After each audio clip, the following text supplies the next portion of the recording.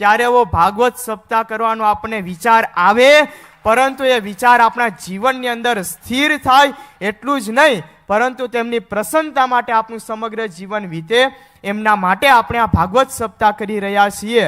અને આ સપ્તાહ કેવી છે તો સાંભળનારનો તો મોક્ષ થાય, પરંતુ આપણી શ્રદ્ધા અને ભાવના કે આ વાસની અંદર આવીને બિરાજેલા આપણા પિતૃઓનો પણ મોક્ષ થાય એવી ટેકનોલોજી તો એ ભારતની અંદર હોય, ભારતની સંસ્કૃતિની અંદર હોય. અને એટલા માટે કોઈ માતા એ ભક્તિશાસ્ત્રનું વાંચન કરતી હોય અને એમાંથી ને વિરલાઓ પાકે, એ ટેકનોલોજી ભારતની છે, એ મનાય એવી નથી, પરંતુ શ્રદ્ધા રાખીએ તો જીવનમાં અનુભવાય એવી છે. અને લાખણસિંહભાઈ ગઢવી એવી જ વાતો પોતાના અસ્ખલિત વાણી પ્રવાહની અંદર કરી રહ્યા હોય, ત્યારે ફરીથી આપણે તેઓને વિનંતી કરીએ કે આપણને એ ભાગવત ભક્તિનું શ્રવણ કરાવે લાખણસિંહભાઈ ગઢવી.